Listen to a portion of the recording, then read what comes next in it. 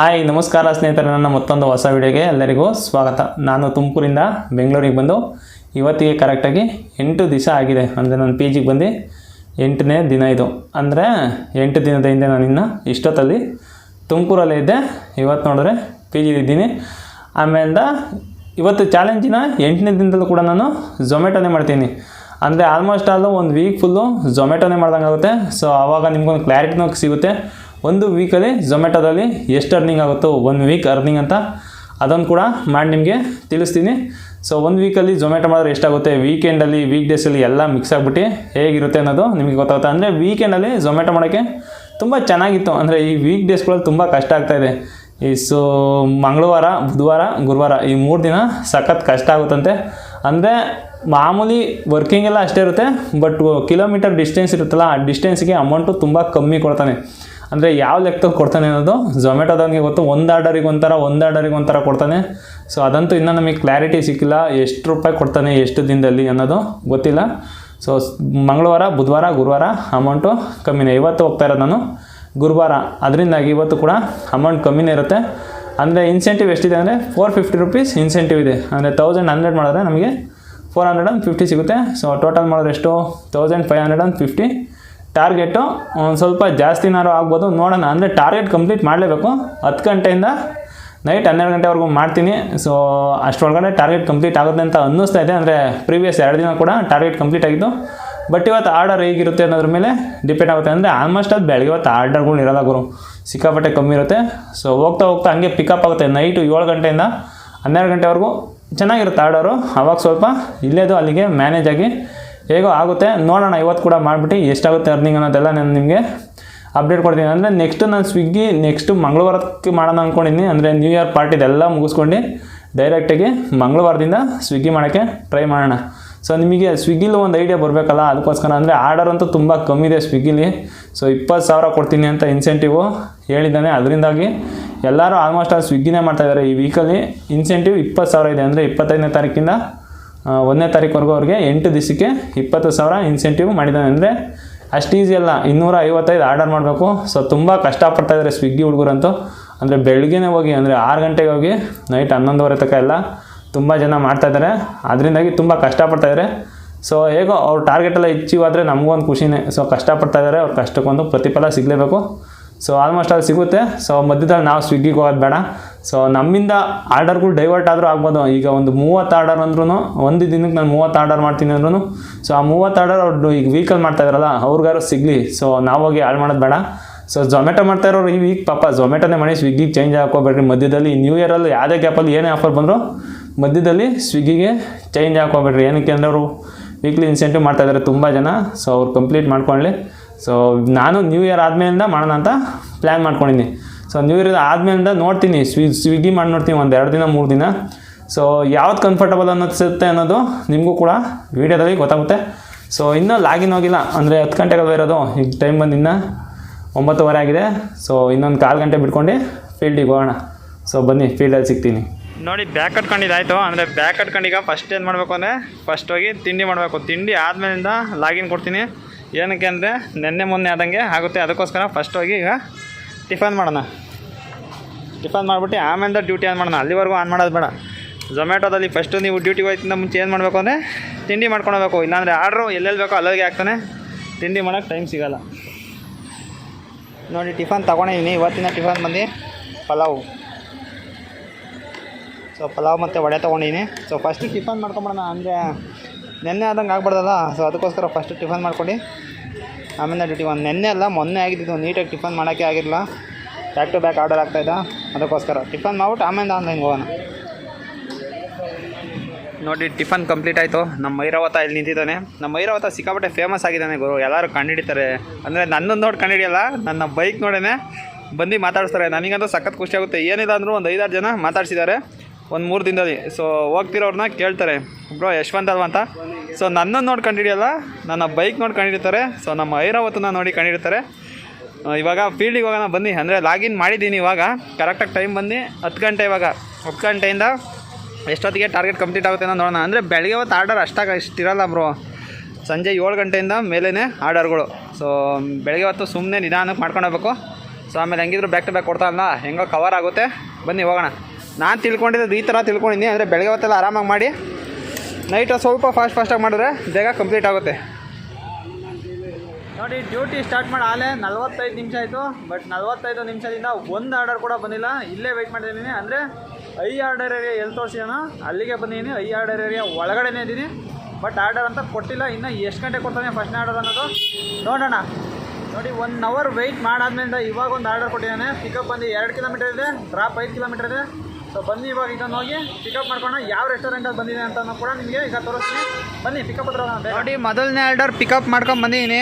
ಅಂದರೆ ಈ order deliver ಮಾಡ್ಬೇಕಾದ್ರೆ ನಾವು ದೇವಿನಗರ್ಗೆ ಇಲ್ಲಿಂದ ಒಂದು 5 ಕಿಲೋಮೀಟರ್ ಆಗುತ್ತೆ. ನೋಡಿ ಸಬ್ವೇ ಇದೇ ರೆಸ್ಟೋರೆಂಟಿಂದ ಇವತ್ತಿನ ನಮ್ಮ ಮೊದಲನೇ ಆರ್ಡರ್ ಬಂದಿರೋದು. ಚಾಲೆಂಜಿನ 8ನೇ ದಿನದ ಮೊದಲನೇ ಆರ್ಡರ್ ಇದು. ಸೊ ಇದನ್ನು ಹೋಗಿ ಇವಾಗ ಡೆಲಿವರ್ ಮಾಡೋಣ.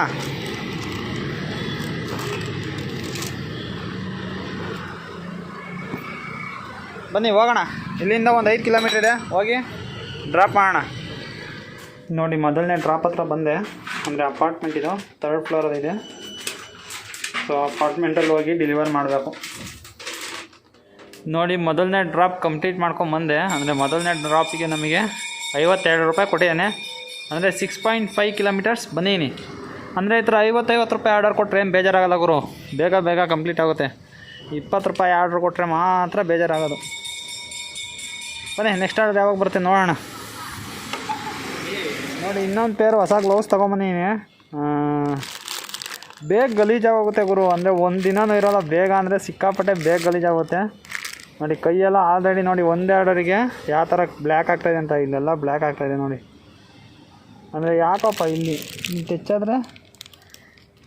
ಆದರೆ ಬ್ಲ್ಯಾಕ್ ಆಗುತ್ತೆ ಏನಕ್ಕ. ಸೊ ಗ್ಲೌಸ್ ಹಾಕೊಂಡು ಕೆಲಸ ಮಾಡೋಣ ಇವತ್ತು. ನೋಡಿ 2ನೇ ಪಿಕಪ್ ಹತ್ರ ಬಂದಿದ್ದೀನಿ. ಸಾಜಿರಾ ಕಿಚನ್ ಅಂತ. ಅಂದರೆ ಇದು ನನ್ನ 2ನೇ ಆರ್ಡರು. ಬಟ್ 20 ರೂಪಾಯಿನ ಮೊದಲನೇ ಆರ್ಡರು. ಮತ್ತೆ ಸ್ಟಾರ್ಟ್ ಆಯ್ತಾ 20 ರೂಪಾಯಿ ಆರ್ಡರ್ ಅನ್ನೋದು ಕಾದಿ ನೋಡೋಣ.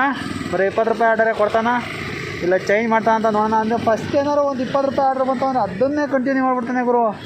ಎಷ್ಟೊತ್ತರೆಗೂ ಕೊಡ್ತಾನೆ ಅಂದರೆ ಒಂದು 20 ರೂಪಾಯಿ ನಾವು ಒಂದು 4-5 ಆರ್ಡ್ರ್ ಆದರೂ ಕೊಟ್ಬಿಡ್ತಾನೆ. ಆವಾಗ ಸಖತ್ ಬೇಜಾರಾಗುತ್ತೆ. 20 ರೂಪಾಯಿ ಆರ್ಡ್ರ್ ಮಾಡೋಕ್ಕೆ ನನಗಂತೂ ಬೇಜಾರಾಗುತ್ತೆ. ನಿಮಗೆಲ್ಲ ಹೇಗೆ ಅನಿಸುತ್ತೆ ಅನ್ನೋದು ಕಮೆಂಟ್ ಬಾಕ್ಸಲ್ಲಿ ತಿಳಿಸಿ. ಸೊ ಇನ್ನೂ ರೆಡಿ ಆಗೋಕ್ಕೆ 3 ನಿಮಿಷ ಬೇಕು. ರೆಡಿ ಆದಮೇಲೆ ಹೋಗಿ ಪಿಕ್ ಮಾಡ್ಕೊಂಡು ಬರೋಣ. ನೋಡಿ ಮತ್ತೊಂದು ಆರ್ಡರ್ ಬಂದಿದೆ.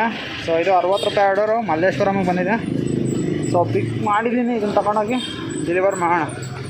ನೋಡಿ ಅವಾಗಲೇ ತೊಗೊಬನಲ್ಲ ಆರ್ಡರ್ ಬಂದು ಡ್ರಾಪ್ ಬಂದು ಮಂತ್ರಿ ಮಾಲ್ ಒಳಗಡೆ ಇರೋದು. ಬಟ್ ಮಂತ್ರಿ ಮಾಲ್ ಕ್ಲೋಸ್ ಇದೆ. ನೋಡಿ ಎಷ್ಟೊಂದು ಜನ ಸುಮ್ಮನೆ ಅಲ್ಲಿ ವೆಯ್ಟ್ ಮಾಡ್ತಾಯಿದ್ದಾರೆ. ಬಟ್ ಅವ್ನು ಯಾರೋ ಆರ್ಡ್ರ್ ಮಾಡಿರೋನು ಆಸಾಮಿ ಫೋನೇ ಪಿಕ್ ಮಾಡ್ತಾಯಿಲ್ಲ ಗುರು. ಈ ಕಸ್ಟಮರ್ ಕೇರ್ಗೆ ಹೆಲ್ಪ್ ಆಗಬೇಕು. 3 ಸಲ ಕಾಲ್ ಮಾಡಿ 3 ಸಲ ಎತ್ತಲಿಲ್ಲ. 1 ಸಲ ರಿಂಗ್ ಆಯ್ತು ಫುಲ್ಲು, ಇನ್ನು 2 ಸಲ ಕಟ್ ಮಾಡ್ತಾವ್ರೆ. ನೋಡಬೇಕು ಬಂದು ಆಚೆ ಕಡೆನೇ ಇಸ್ಕೊಳ್ತಾರೆ ಏನು ಅಂತ. ಅಂದರೆ ಶಾಪ್ ನಂಬರ್ ಹಾಕ್ಬಿಟ್ಟು ಮಂತ್ರಿ ಮಾಲ್ ಸ್ಕ್ವೇರ್ ಅಂತ ಹಾಕಿದರೆ ಅಂದರೆ ಲೊಕೇಶನ್ ಒಳಗಡೆ ತೋರಿಸ್ತಾ ಇರೋದು. ಬಟ್ ಒಳಗಡೆ ಬಿಡ್ತಾಯಿಲ್ಲ. ನೋಡಿ ಎಷ್ಟು ಜನ ಇದ್ದಾರೆ ಅಂತ. ಏನಕ್ಕೋ ಮಾಲು ಕ್ಲೋಸ್ ಆಗಿದೆ. ಸೊ ಅದನ್ನು ಓಪನ್ ಮಾಡೋದಕ್ಕೆ ನಾವು ವೆಯ್ಟ್ ಮಾಡ್ಕೊಂಡು ಕೂತ್ಕೊಳಕ್ಕಾಗಲ್ವಲ್ಲ. ಕಸ್ಟಮರ್ ಕೇರಿಗೆ ಕಾಲ್ ಮಾಡೋಣ. ಅವರೇ ಕಾಲ್ ಮಾಡ್ತಾರೆ ತಡೀರಿ. ನೋಡಿ ಇವಾಗ ಕಾಲ್ ಮಾಡಿ ಹೇಳಿದ್ರು ಬತ್ತವ್ರಂತೆ ಒಳಗಡೆ ಬರೋಕ್ಕಾಗಲ್ವ ಅಂದ್ರೆ ಮಾಲ್ ಕ್ಲೋಸ್ ಮಾಡಿದ್ದಾರೆ. ಹೇಗೆ ಒಳಗಡೆ ಬರೋಕ್ಕಾಗುತ್ತೆ ಹೇಳಿ. ಅದೇನು ಮಾಲ್ ಕ್ಲೋಸ್ ಆಗಿರೋದು ಅವ್ರಿಗೆ ಗೊತ್ತಾಗುತ್ತೋ ಇಲ್ಲಪ್ಪ ಗೊತ್ತಿಲ್ಲ. ಒಳಗಡೆ ಬರೋಕ್ಕಾಗಲ್ವ ಅಂದರೆ ಇಲ್ಲ ಆಗಲ್ಲ ಬಿಡ್ತಾಯಿಲ್ಲ ಅಂತ ಹೇಳಿದೆ. ನಾನೇ ಬರ್ತೀನಿ ಅಂತ ಹೇಳಿದರೆ ನೋಡೋಣ ವೆಯ್ಟ್ ಮಾಡಿ ನೋಡುವ. ಏನಕ್ಕೆ ಬಿಡ್ತಾಯಿಲ್ಲ ಅಂತ ಗೊತ್ತಿಲ್ಲ. ನೋಡಿ ಎಲ್ಲ ಎಷ್ಟೊಂದು ಜನ ಇದ್ದಾರೆ.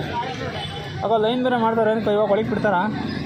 ಬಿಡ್ತಾ ಇಲ್ಲ. ಏನಕ್ಕೆ ಮಾಲ್ ಕ್ಲೋಸ್ ಇದೆ ಅನ್ನೋದು ಗೊತ್ತಿಲ್ಲ. ಬಟ್ ಒಳಗೆ ಬಿಡ್ತಾಯಿಲ್ಲ. ಪಿಕಪಿಗೆ ಬಂದವ್ರನ್ನ ಬಿಡ್ತಾಯಿಲ್ಲ, ಟ್ರಾಫಿಕ್ ಬಂದವ್ರನ್ನ ಬಿಡ್ತಾಯಿಲ್ಲ. ಪಾಪ ಅಣ್ಣ ಯಾರೋ ಸ್ವಿಗ್ಗಿಯವ್ರು ಬಂದು ವಾಪಸ್ ಹೋಯ್ತಾವ್ರೆ.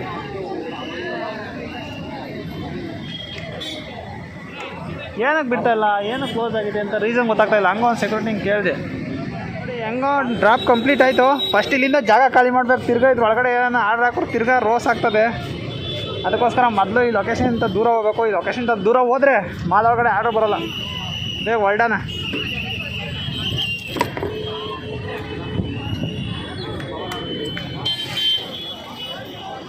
ನೋಡಿ ಹೆಂಗೋ ಮಂತ್ರಿ ಮಾಲಿಂದ ದೂರ ಬಂದೆ. ಈ ರೆಸ್ಟೋರೆಂಟಿಂದ ಇವಾಗ ನನಗೆ ಆರ್ಡ್ರ್ ಬಿದ್ದಿದೆ. ಈ ರೆಸ್ಟೋರೆಂಟಿಂದ 80 ರೂಪಾಯಿ ಆರ್ಡ್ರ್ ಬಿದ್ದಿದೆ. ಅಂದರೆ ಮಂತ್ರಿ ಮಾಲಲ್ಲಿ ಬಂದಿರೋ ಆರ್ಡ್ರುಗಳೆಲ್ಲ ಕ್ಯಾನ್ಸಲ್ ಆಗ್ತಾಯಿದೆ. ಅಂದರೆ ಏನಕ್ಕೆ ಅಂದರೆ ಮಂತ್ರಿ ಮಾಲ್ ಓಪನ್ ಇಲ್ವಂತೆ. ಅಂದರೆ ಸೆಕ್ಯೂರಿಟಿಗಳೆಲ್ಲ ನಿಂತ್ಕೊಂಡ್ಬಿಟ್ಟಿದ್ರಲ್ಲಿ ಒಳಗೆ ಹೋಗೋಕ್ಕೆ ಬಿಡ್ತಾಯಿಲ್ಲ. ಅಂದರೆ ಗಾಡಿಲೆಲ್ಲ ನಡ್ಕೊಂಡು ಒಳಗೆ ಹೋಗೋಕ್ಕೂ ಬಿಡ್ತಾಯಿಲ್ಲ. ಏನಕ್ಕೆ ಅನ್ನೋದು ಸೆಕ್ಯೂರಿಟಿಗಳು ಹೇಳ್ತಾಯಿಲ್ಲ. ಹಂಗೂ ಕೇಳಿದೆ ಅವ್ರನ್ನ ಸೆಕ್ಯೂರಿಟಿನ ಏನು ಹೆಂಗೆ ಎತ್ತ ಅಂತ. ಬಟ್ ಅವ್ರೇನು ಹೇಳಲಿಲ್ಲ. ತುಂಬ ಜನ ಪಾಪ ಡೆಲಿವರಿ ಪಾರ್ಟ್ನರ್ಸ್ ಎಲ್ಲ ಪರದಾಡ್ತಾ ಇದ್ದಾರೆ ಗುರು. ಈ ಥರ ಮಾಡಿದ್ರೆ ಹೆಂಗೆ ಮಾಡ್ಬೇಕು ಹೇಳ್ರಿ. ಅಂದರೆ ಒಳಗಡೆ ರೆಸ್ಟೋರೆಂಟಲ್ಲಿ ಅವ್ರು ಕೂತ್ಕೊಂಡು ಅಕ್ಸೆಪ್ಟ್ ಮಾಡ್ಬಿಡ್ತಾರೆ. ಯಾಕೆ ಅಕ್ಸೆಪ್ಟ್ ಮಾಡಬೇಕು ಮಾಲ್ ಓಪನ್ ಇಲ್ಲ ಅಂದಮೇಲೆ. ಮಾಲ್ ಓಪನ್ ಇಲ್ಲ ಅಂದ್ಮೇಲೆ ಅಕ್ಸೆಪ್ಟ್ ಮಾಡಬಾರ್ದು. ಸುಮ್ಮನೆ ಅಕ್ಸೆಪ್ಟ್ ಮಾಡಿಬಿಡ್ತಾರೆ ಪಾಪ. ಈಗ ಡೆಲಿವರಿ ಹುಡುಗರೆಲ್ಲ ಬಂದವ್ರು ಕಾಯ್ಕೊಂಡು ಕೂಕೊಂಡು ಕ್ಯಾನ್ಸಲ್ ಮಾಡ್ಸ್ಕೊಂಡು ಬರ್ತಾವ್ರೆ. ನಾನು ನೋಡ್ದಂಗೆ 2-3 ಕ್ಯಾನ್ಸಲ್ ಮಾಡ್ಕೊಂಡು ಗುರು. ನಾನು ಬೇಗ ಬಂದ್ಬಿಟ್ಟು ಅದಕ್ಕೆ ಈ ಕಡೆ ತಿರ್ಗಾ ನನಗೆ ಆರ್ಡರ್ ಬಂದರೆ ತಿರ್ಗಾ ಅಲ್ಲಿಂದ 1 ಗಂಟೆ ವೆಯ್ಟ್ ಮಾಡಬೇಕಲ್ಲಪ್ಪ ಅಂದ್ಕೊಂಡು ಸುಮ್ಮನೆ ಬಂದ್ಬಿಟ್ಟೆ ನಾನು. ಹೆಂಗೋ ಈ ಕಡೆ ಬರ್ತಿದ್ದಂಗೆ ಇಲ್ಲಿ ಆರ್ಡ್ರ್ ಬಿದ್ದಿದೆ. ಇಲ್ಲಿಂದ ಎಲ್ಲಿಗೆ ಬಿದ್ದಿದೆ ಅನ್ನೋದು ನೋಡಿಲ್ಲ ಇನ್ನು. ಇವಾಗ ನೋಡ್ತೀನಿ ತಡೀರಿ. ಇನ್ನೂ ರೆಡಿ ಕೊಟ್ಟಿಲ್ಲ. ಇನ್ನೂ 2-3 ನಿಮಿಷ ಆಗುತ್ತೆ ರೆಡಿ ಕೊಡೋಕ್ಕೆ. ರೆಡಿ ಕೊಡ್ತಿದ್ದಂಗೆ ಪಿಕ್ ಮಾಡ್ಕೊಳ್ಳೋಣ. ಅಂದರೆ ಝೋನಲ್ಲಿ ಕೊಟ್ಟವನ ಎಲ್ಲಿ ಕೊಟ್ಟವನ ಅನ್ನೋದು ನೋಡೋಣ. ಅಂದರೆ ನೋಡಿ ಪಿಕ್ ಮಾಡ್ಕೊಂಬಂದೆ. ಅಂದರೆ ರೆಡಿ ಏನು ಕೊಟ್ಟಿಲ್ಲ ಗುರು. ಒಂದೊಂದು ರೆಸ್ಟೋರೆಂಟಲ್ಲಿ ರೆಡಿ ಕೊಡೋಲ್ಲ. ನಾವೇ ಒಳಗಡೆ ಹೋಗಿ ಚೆಕ್ ಮಾಡಬೇಕು ರೆಡಿ ಆಗಿದೆ ಅಲ್ವ ಅಂತ. ಸುಮ್ಮನೆ ಅಲ್ಲಿ ಇಕ್ಕಂಗೆ ಕೂತ್ಕೊಂಡಿರ್ತಾರೆ ಅಷ್ಟೇ. ಒಂದೊಂದು ರೆಸ್ಟೋರೆಂಟಲ್ಲಿ ರೆಡಿ ಕೊಡೋಲ್ಲ. ಟೈಮ್ ಆಯ್ತಲ್ಲ, 2 ನಿಮಿಷ ವೆಯ್ಟ್ ಮಾಡಿದೆ, ರೆಡಿ ಕೊಡಲಿಲ್ಲ. ಅದಕ್ಕೆ ಹೋಗಿ ನೋಡಿದೆ, ಅಲ್ಲಿ ಇಟ್ಟಿದ್ರು, ಹೋಗಿ ಎತ್ಕೊಂಡ್ಬಂದೆ. ಇದನ್ನು ತಗೊಂಡೋಗಿ ಈಗ ಡ್ರಾಪ್ ಮಾಡಬೇಕು. ಅಂದರೆ ಡ್ರಾಪ್ ಲೊಕೇಶನ್ ಬಂದು 4 ಹಾಕಿದ್ದಾನೆ. ಇಲ್ಲಿಂದ 9 ಕಿಲೋಮೀಟರ್ ಇದೆ. 9 ಕಿಲೋಮೀಟರ್ಗೆ ಬರೀ 80 ರೂಪಾಯಿ ಕೊಟ್ಟಿದ್ದಾನೆ. ಬನ್ನಿ ಹೋಗಿ ಇದನ್ನು ಡ್ರಾಪ್ ಮಾಡೋಣ. ನೋಡಿ ಆರ್ಡರ್ ಡೆಲಿವರ್ ಮಾಡಿದೆ. 88 ರೂಪಾಯಿನೋ ಕೊಟ್ಟ. ಸೊ ಅದು ನಿಮಗೆ ಸ್ಕ್ರೀನಲ್ಲಿ ಹಾಕಿರ್ತೀನಿ ನೋಡಿ. ಈಗ 4 ಹತ್ರ ಇದ್ದೀನಿ. ಈಗ ಝೋನ್ ಒಳಗಡೆ ಹೋಗಬೇಕು. ಮೇ ಬಿ ನನಗೆ ಅನ್ನಿಸ್ತಂಗಿಲ್ಲಿ ಆರ್ಡರ್ ಕೊಡೋಲ್ಲ ಗುರು. ಇದು ತಿರ್ಗಾ ಆಮೇಲೆ ಯೂಟರ್ನ್ ಕೂಡ ತುಂಬ ದೂರ ಇದೆ. ಇದು ಒಂದು 2-3 ಕಿಲೋಮೀಟ್ರ್ ಮುಂದೆ ಹೋಗ್ಬಿಟ್ಟು ತಿರ್ಗಾ ಯೂಟರ್ನ್ ತಿರ್ಗಿಸ್ಕೊಂಡು ಸೀದಾ ನಮ್ಮ ಝೋನ್ ಒಳಗಡೆ ಹೋಗ್ಬೇಕು. ಸಖತ್ತು ದೂರ ಐತೆ ಯೂಟರ್ನು. ಬೇರೆ ಆಪ್ಷನ್ನೇ ಇಲ್ಲ ತಿರ್ಗಾ ನಮ್ಮ ಝೋನ್ ಒಳಗಡೆ ಹೋಗೋಕ್ಕೆ. 3 ಕಿಲೋಮೀಟರ್ ಮುಂದೆ ಹೋಗಿ ಯೂಟರ್ನ್ ಮಾಡ್ಕೊಂಡು ತಿರ್ಗಾ 3 ಕಿಲೋಮೀಟರ್ ಬರಬೇಕು. ನೋಡೋಣ, ನಾವು ಒಂದು 5 ನಿಮಿಷ ನೋಡ್ತೀನಿ ಇಲ್ಲೇ ಏನಾದ್ರು ಆರ್ಡ್ರ್ ಕೊಡ್ತಾನೆ ಇಲ್ವ ಅಂತ. ಇಲ್ಲಿ ಯಾವ ರೆಸ್ಟೋರೆಂಟ್ ಇರೋ ಥರ ಕಾಣಿಸ್ತಾ ಇಲ್ಲ. ನೋಡೋಣ, ಒಂದು 5 ನಿಮಿಷ ನೋಡಬೇಕು. ಬಂದಿದ ತಕ್ಷಣ ಹೋಗ್ಬಾರ್ದು. ಒಂದು 5 ನಿಮಿಷ ನೋಡ್ಬಿಟ್ಟು ಏನಾರು ಆರ್ಡರ್ ಕೊಡಲಿಲ್ಲ ಅಂದರೆ ಆಮೇಲೆ ವಾಪಸ್ ಹೋಗೋಣ. ನೋಡಿ ಅದಕ್ಕೆ ಬರ್ತಿದ್ದಂಗೆ ಹೋಗ್ಬಾರ್ದು. ಒಂದು 2 ನಿಮಿಷ ವೆಯ್ಟ್ ಮಾಡಬೇಕು ಅನ್ನೋದು. ಕೊಟ್ಟಾಗರು ಆರ್ಡ್ರು, ಆದರೆ ಜಾಸ್ತಿ ರೂಪಾಯಿದು ಕೊಟ್ಟಿಲ್ಲ. 22 ರೂಪಾಯಿದು ಕೊಟ್ಟಿದ್ದೀನಿ ಅಷ್ಟೇ, ಚಿಕ್ಕ ಆರ್ಡರು.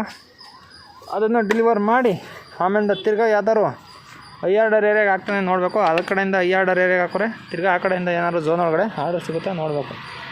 ಬನ್ನಿ ಫಸ್ಟ್ ಆಗಿ ಪಿಕಪ್ ಮಾಡಿ ಡ್ರಾಪ್ ಮಾಡಿಬಿಡೋಣ. ಸೊ ಗೈಸ್, ಟೈಮ್ ಇವಾಗ ಕರೆಕ್ಟಾಗಿ 3:15 ಆಗಿದೆ. ಅಂದರೆ ಊಟ ಮಾಡ್ಕೊಂಬಂದೆ. ಸೊ ಊಟ ಮಾಡ್ಕೊಂಬಂದು ಆಲೇ ಒಂದು ಆರ್ಡರ್ ಕೂಡ ಕೊಟ್ಟು ಬಂದೆ. ಪೋಲಾರ್ ಬೇರಿಂದ ಒಂದು ಆರ್ಡರ್ ಬಂತು. ಆ ಆರ್ಡರ್ನ ಕೂಡ ಕೊಟ್ಟು ಬಂದೆ. ಆಮೇಲೆ ನಾನು ನಿಮಗೆ ಡೈಲಿ ಅಪ್ಡೇಟ್ ಕೊಡ್ತಾಯಿದ್ದೆ. ಊಟ ಆಗ್ತಿದ್ದಂಗೆ ಅಮೌಂಟ್ ಎಷ್ಟಾಗಿದೆ, ಆರ್ಡರ್ ಅರ್ನಿಂಗ್ ಎಷ್ಟಾಗಿದೆ ಅನ್ನೋದು ಡೈಲಿ ಅಪ್ಡೇಟ್ ಕೊಡ್ತಾಯಿದ್ದೆ. ಸೊ ಅದೇ ಥರ ಇವತ್ತು ಕೂಡ ಅಪ್ಡೇಟ್ ಕೊಡೋಕ್ಕೆ ಬಂದಿರೋದು. ಅಂದರೆ ಇವಾಗ ನನ್ನ ಆರ್ಡರ್ ಅರ್ನಿಂಗ್ ಎಷ್ಟಾಗಿದೆ ಅಂದರೆ 445 ರೂಪಾಯಿ ಆಗಿದೆ. ಅಂದರೆ 3:30ಕ್ಕೆ ಆರ್ಡರ್ ಅರ್ನಿಂಗ್ ಬಂದು 445 ಆಗಿದೆ. ಅಂದರೆ ತುಂಬ ಕಮ್ಮಿ. ವೀಕ್ ಡೇಸಲ್ಲಿ ಡೈಲಿ ಹಿಂಗೆ ಇರೋದು. ಅಂದರೆ ಮಂಗಳವಾರ, ಬುಧವಾರ, ಗುರುವಾರ ನಿಮಗೆ ಇದೇ ಥರನೇ ಆಗೋದು. ಜಾಸ್ತಿ ಆಗೋಲ್ಲ. ಅಂದರೆ ಸಾಯಂಕಾಲಕ್ಕೆ ನೋಡಬೇಕು. ಒಟ್ನಲ್ಲಿ ನಮಗೇನು 1100 ರೂಪಾಯಿ ಆಗಬೇಕು. 1100 ಆದರೆ 450 ಇನ್ಸೆಂಟ್ ಬರುತ್ತಲ್ಲ. ಸೊ 450 ಇನ್ಸೆಂಟ್ ಬಂದರೆ ಅಲ್ಲಿಗೆ ಮ್ಯಾಚ್ ಆಗುತ್ತೆ. ಅದಕ್ಕೋಸ್ಕರ ಅಷ್ಟೇ. ಸೊ ಬೆಳಗ್ಗೆ ಹೊತ್ತು ಇಷ್ಟೇ ಬ್ರೋ, ಅರ್ನಿಂಗ್ ತುಂಬ ಕಮ್ಮಿ ಇರುತ್ತೆ. ನೋಡೋಣ ಸಾಯಂಕಾಲ ಏನಾದ್ರು ಇದಕ್ಕೆ ಮ್ಯಾನೇಜ್ ಮಾಡ್ತಾನೆ ಇಲ್ಲ ಅನ್ನೋದು ನನಗೆ ಗೊತ್ತಿಲ್ಲ. ಸೊ ಮ್ಯಾನೇಜ್ ಮಾಡಿದ್ರೆ ಚೆನ್ನಾಗಿರುತ್ತೆ. 1100 ರೂಪಾಯಿ ಅಚೀವ್ಮೆಂಟ್ ಮಾಡಬೇಕು ಅಷ್ಟೇ. ನಾವು 1100 ಮಾಡಿದ್ರೆ 450 ಇನ್ಸೆಂಟ್ ಸಿಗುತ್ತೆ. ಸೊ 1550 ಆಗುತ್ತೆ. ಮೇಲೊಂದು 100-150 ಆದರೆ ಚೆನ್ನಾಗಿರುತ್ತೆ. ಅಂದರೆ ಮ್ಯಾನೇಜ್ ಆಗುತ್ತೆ. ಅಂದರೆ ಪೆಟ್ರೋಲಿಗೆಲ್ಲ ತೆಗ್ದು ಊಟ ತಿಂಡಿ ಖರ್ಚು ಮತ್ತು ಪಿ ಜಿ ಖರ್ಚು ಎಲ್ಲ ತೆಗ್ದು ಅರೌಂಡ್ ನಮಗೆ ಏನೋ 1000 ಇಲ್ಲ ಅಂದರೆ 900 ರೂಪಾಯಿ ಸೇವ್ ಆಗಬೇಕು ಒಂದು ದಿನಕ್ಕೆ. ಸೊ ನೋಡೋಣ ಎಷ್ಟಾಗುತ್ತೆ ಏನು ಹೆಂಗೆ ಅನ್ನೋದೆಲ್ಲ ನೋಡ್ತಾರೆ. ಇನ್ನೂ ಯಾರ್ಯಾರು ಸಬ್ಸ್ಕ್ರೈಬ್ ಆಗ್ತದೆ ನೋಡ್ತಾಯಿರೋ ದಯವಿಟ್ಟು ಸಬ್ಸ್ಕ್ರೈಬ್ ಮಾಡಿಬಿಟ್ಟು ವೀಡಿಯೋ ನೋಡಿ ಅಂತ ಹೇಳ್ತಾ ಬನ್ನಿ ನೆಕ್ಸ್ಟ್ ಆರ್ಡರ್ಗೆ ಹೋಗಿ ಡ್ರಾಪ್ ಮತ್ತು ಪಿಕಪ್ ಮಾಡೋಣ. ಪಿಕಪ್ ಮತ್ತು ಡ್ರಾಪ್ ಮಾಡೋಣ. ನೋಡಿ ಇನ್ನೊಂದು ಆರ್ಡರ್ ಕೂಡ ಬಂದಿದೆ. ಈ ಆರ್ಡರ್ನ ಕೂಡ ಪಿಕ್ ಮಾಡ್ಕೊಂಡು ಹೋಗ್ತಾಯಿನಿ. ಅದು ಯಾವುದೋ ಸಂಪಿಗೆ ಹಳ್ಳಿಗೆ ಹಾಕಿದ್ದಾನೆ. ಬಟ್ ನಾನು ಯಾವತ್ತೂ ಅಲ್ಲಿಗೆ ಹೋಗಿಲ್ಲ. ಇದೇ ಫಸ್ಟ್ ಟೈಮ್ ನಾನು ಅಲ್ಲಿಗೆ ಹೋಗ್ತಾ ಇರೋದು. ಬನ್ನಿ ಹೋಗಿ ನೋಡೋಣ ಸಂಪಿಗೆ ಹಳ್ಳಿ ಹೇಗಿದೆ ಅನ್ನೋದು. ಇಲ್ಲಿಂದ ಒಂದು 8.5 ಕಿಲೋಮೀಟ್ರ್ ಇದೆ ನನಗೆ. ಅಂದರೆ ಝೋನಿಂದ ಆಚೆ ಇರೋದು. ಅಂದರೆ ಈಗ ಸಾಕಾರ ನಗರದ ಇದ್ದೀನಿ ನಾನು. ಸಾಕಾರ ನಗರದಿಂದ 8.5 ಕಿಲೋಮೀಟರ್ ಝೋನಿಂದ ಆಚೆ ಇರೋಂಥ ಪ್ಲೇಸ್ ಅದು. ಸಂಪಿಗೆ ಹಳ್ಳಿ ಅಂತ ಪ್ಲೇಸ್ ಹೆಸರು. ಆ ಪ್ಲೇಸಿಗೆ ಹೋಗ್ತಾಯಿದ್ದೀನಿ. ಹೋಗ್ಬಿಟ್ಟು ಡ್ರಾಪ್ ಮಾಡಿ ಬರ್ತೀನಿ. ಡ್ರಾಪ್ ಮಾಡಿ ಅಲ್ಲಿಂದ ಖಾಲಿನೇ ಬರಬೇಕು. ಅಲ್ಲೆಲ್ಲ ಯಾವುದೋ ರೆಸ್ಟೋರೆಂಟ್ಗಳು ಇರೋಲ್ಲ, 100% ಗೊತ್ತು. ನೋಡೋಣ ಬನ್ನಿ, ಏನಾದ್ರು ರೆಸ್ಟೋರೆಂಟ್ ಇದೆಯಾ, ಏನಾದ್ರು ಫಸ್ಟ್ ಟೈಮ್ ಅದು ಹೋಗ್ತಾರೆ ನಾನು. ಸೊ ನೋಡೋಣ. ಸೊ ಗೈಸ್, ಇವತ್ತಿನ ವಿಷಯಕ್ಕೆ ಬರೋದಾದರೆ ಇವತ್ತೆಲ್ಲ ಹೇಗಿತ್ತು ಅನ್ನೋದಾದರೆ, ಅಂದರೆ ಆರ್ಡರ್ಗಳು ಏನು ಅಷ್ಟಾಗಿರಲಿಲ್ಲ ಗುರು. ಅಂದರೆ 24 ಆರ್ಡರ್ ಏನೋ ಕಂಪ್ಲೀಟ್ ಮಾಡಿದೆ ನಾನು. 24 ಆರ್ಡ್ರಿಗೆ 1650 ರೂಪಾಯಿ ಆಯಿತು.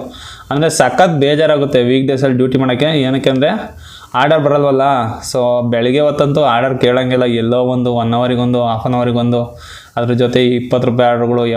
ಫುಲ್ಲು ಈ ವೀಕ್ ಡೇಸಲ್ಲಿ ಯಾಕಾದ್ರೂ ಡ್ಯೂಟಿಗೆ ಬರ್ತೀವಿ ಅಂತ ಅನಿಸ್ಬಿಡುತ್ತೆ. ಅಂದರೆ ಮಂಗಳವಾರ, ಬುಧವಾರ, ಗುರುವಾರ ಸೊ ಡ್ಯೂಟಿ ಮಾಡೋದು ಸಖತ್ ಕಷ್ಟ ಇದೆ. ಝೊಮ್ಯಾಟೋದು ಸಖತ್ ಅಂದರೆ ಸಖತ್ ಕಷ್ಟ ಇದೆ. ಅಂದರೆ ಮನಸ್ಸಿಗೆ ಏನು ಅನಿಸುತ್ತೆ ಅಂದರೆ ಅಯ್ಯೋ ಇದೆಲ್ಲ ಬೇಕಾ ಅಂತ ಅನ್ಸ್ಬಿಡುತ್ತೆ ಡೆಲಿವರಿ ಜಾಬು, ಅಷ್ಟು ಬೇಜಾರಾಗುತ್ತೆ. ಈ 3 ದಿವಸದಲ್ಲಿ ಮಾತ್ರ ಸಖತ್ ಅಯ್ಯೋ ಅನಿಸ್ತಾನೆ ಝೊಮ್ಯಾಟೋದವನು.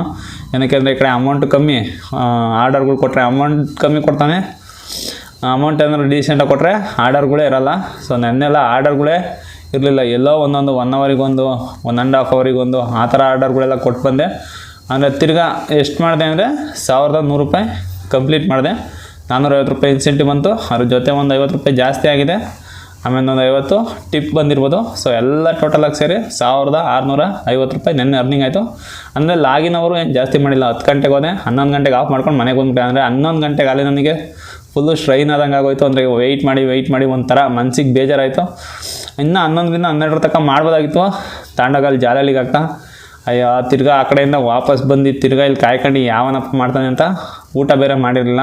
ಸೊ ತಿರ್ಗಾ ಲೇಟ್ ಆದರೆ ಊಟ ಸಿಗೋಲ್ಲ, ಆ ಕಡೆ ಜಾಲಹಳ್ಳಿ ಸೈಡ್ ಎಲ್ಲೂ ಊಟ ಸಿಗಲಿಲ್ಲ. ಅದರಿಂದಾಗಿ ಊಟ ಸಿಗೋಲ್ಲ, ಇನ್ನು ಮತ್ತೆ ತಿರ್ಗಾ ಉಪವಾಸ ಮನಿಕೊಬೇಕಾಗುತ್ತೆ ಅಂತ ಹೇಳಿ ಡ್ಯೂಟಿ ಆಫ್ ಮಾಡಿಬಿಟ್ಟು ಸೀದಾ ಪಿ ಜಿಗೆ ಬಂದೆ. ಅಂದರೆ ನಿನ್ನೆ ನಾನು ಮಾಡಿದ ಡ್ಯೂಟಿ 11 ಗಂಟೆಯಿಂದ 10 ಗಂಟೆಯಿಂದ 11 ಗಂಟೆವರೆಗೂ ಮಾಡಿದೆ, ನೈಟ್ವರೆಗೂ. ಟೋಟಲ್ಲು 13 ಅವರು ಡ್ಯೂಟಿ ಮಾಡಿದೆ. 13 ಅವರಿಗೆ ನನಗೆ ಆಗಿದ್ದು ಬಂದು 1650 ರೂಪಾಯಿ ಆಗಿದೆ. ಅಂದರೆ ಆ ಕಡೆ ಈ ಕಡೆ ಆಗಿರುತ್ತೆ 3-4 ರೂಪಾಯಿ ಎಲ್ಲ. ಸೊ ಅಡ್ಜಸ್ಟ್ ಮಾಡ್ಕೊಂಡು ಇಷ್ಟಾಗಿದೆ. ಅಂದರೆ ವೀಕ್ ಡೇಸಲ್ಲಿ ಡ್ಯೂಟಿ ಮಾಡಿ ಕಷ್ಟ ಇದೆ. ಅಂದರೆ ಮಂಗಳವಾರ ಬುಧವಾರ ಗುರುವಾರ ಅಂತ ಸಖತ್ ಕಷ್ಟ ಇರುತ್ತೆ. ಇದೊಂದು ಎಲ್ಲರಿಗೂ ಗೊತ್ತಿರುತ್ತೆ ಝೊಮ್ಯಾಟೊ ಮಾಡೋರಿಗೆ. ಬಟ್ ವೀಕೆಂಡ್ ಪರವಾಗಿಲ್ಲ, ಒಂದು ಸ್ವಲ್ಪ ಡೀಸೆಂಟಾಗಿ ಚೆನ್ನಾಗಿರುತ್ತೆ. ನನಗಂತೂ ವೀಕ್ ಡೇಸ್ ಸಖತ್ ಅಂದರೆ ಸಖತ್ ಕಷ್ಟ ಆಗ್ತಾಯಿದೆ ಗುರು, ಹೆವಿ ಕಷ್ಟ ಆಗ್ತಾಯಿದೆ, ತುಂಬ ಅಂದರೆ ತುಂಬ ಕಷ್ಟ ಆಗ್ತಾಯಿದೆ. ಆಲೇ ಇವತ್ತು 8 ದಿವಸಕ್ಕೆ ಆಲೇ ನನಗೆ ಬೇಜಾರಾಗ್ತದೆ.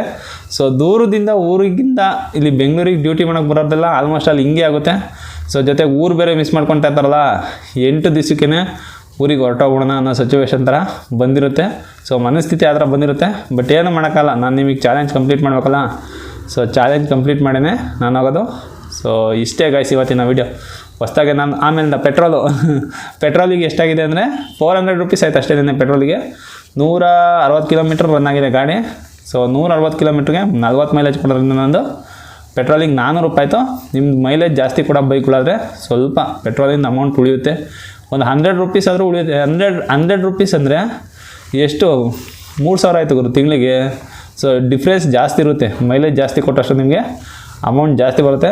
ಆಮೇಲೆ ಇಷ್ಟೇ ಇವತ್ತಿನ ವೀಡಿಯೋ. ಹೊಸ್ದಾಗಿ ನನ್ನ ಚಾನಲ್ ವಿಸಿಟ್ ಮಾಡಿದ್ರೆ ಸಬ್ಸ್ಕ್ರೈಬ್ ಮಾಡಿಬಿಡಿ. ಆಮೇಲೆ ಈ ವಿಡಿಯೋ ಏನಾದ್ರು ಇಷ್ಟ ಆಗಿದೆ ಒಂದು ಲೈಕ್ ಮಾಡಿಬಿಡಿ ಅಂತ ಹೇಳ್ತಾ ನನ್ನ ಇವತ್ತಿನ ಈ ವಿಡಿಯೋ ಮುಗಿಸ್ತಾ ಇದ್ದೀನಿ. ಬಾಯ್.